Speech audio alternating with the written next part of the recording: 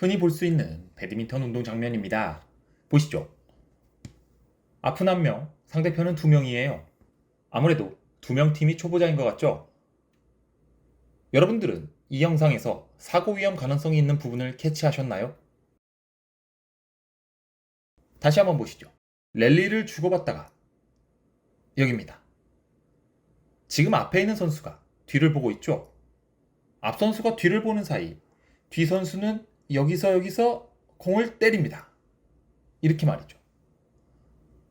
지금 사고가 안 나서 다행이지 잘못되면 파트너의 얼굴에 맞을 수도 있는 상황이에요. 비단 이런 상황은 초보자의 안에서만 생기는 것이 아닙니다. 영상 하나 더 보시죠. 이분들은 복싱 매치고 상당히 상급자입니다.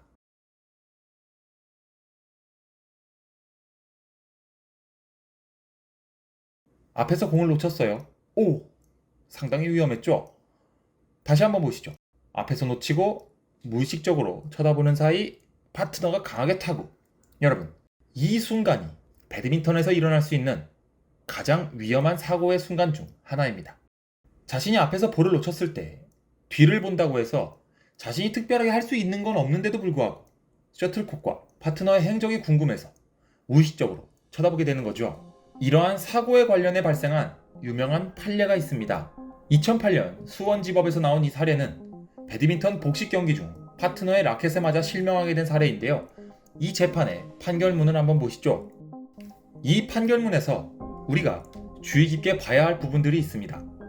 첫째, 배드민턴 복식 경기에서 경기자는 항상 팀 동료의 동태를 잘 살펴가며 동료에게 위해를 가하지 않는 방법으로 경기를 하는 등 서로에 대한 안전을 배려할 의무가 있다.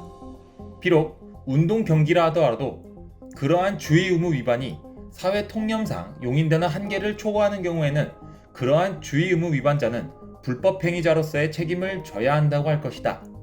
둘째, 다만 배드민턴 경기 중 어느 정도의 신체 접촉은 예상할 수 있다는 점, 원고도 복식 경기에서 경기자가 뒤쪽을 돌아보아서는 안 된다는 안전 수칙을 지키지 않은 점, 보안경을 착용해 눈을 보호하는 등 자신의 안전도무에 만전을 기하지 못한 점 등을 참작해 피고의 책임을 50%로 제한한다.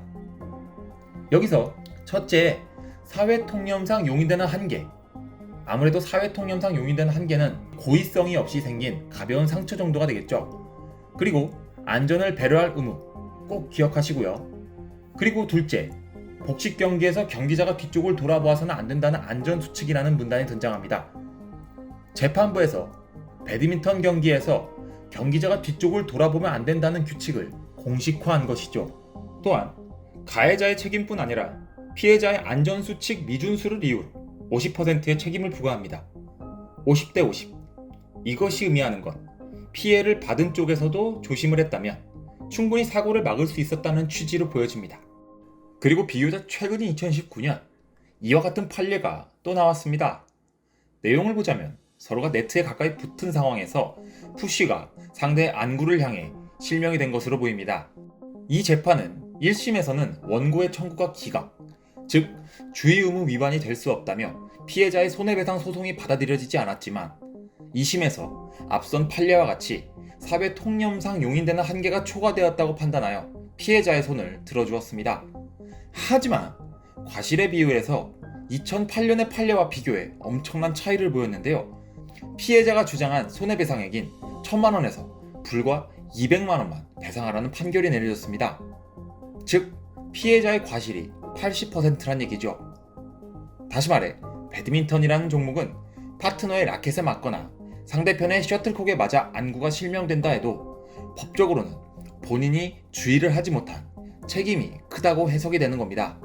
그렇다면 이러한 상황의 사고를 예방하기 위해서는 어떻게 해야 할까요? 안구 실명의 사고를 예방하기 위해서는 꼭 전문 지도자에게 올바른 로테이션 지도를 받아야 합니다. 지도를 받으며 배드민턴의 포지셔닝에 대해 정확하게 파악하고 본인이 전위에서 볼을 놓치더라도 뒤를 쳐다보지 않으며 자신의 포지션을 재빠르게 찾아가는 연습이 되어야 합니다. 또한 네트 앞에서 공이 높게 떴을 때에는 빠르게 고개를 돌리는 등의 반사적인 심리를 가지고 있어야 할 것입니다. 생활체육은 여가 시간을 활용하여 건강을 유지하고 새로운 인간관계를 형성하는 유익한 생활문화입니다. 이러한 유익한 생활체육을 영위함에 있어 규정을 숙지하지 못한 사고가 발생하게 되고 일상생활에 지장이 생긴다면 마음이 정말 아프겠죠. 오늘 영상은 여기까지입니다. 다들 부상과 사고 없는 즐거운 민턴 라이프 되시길 바라겠습니다. 시청해주셔서 감사합니다.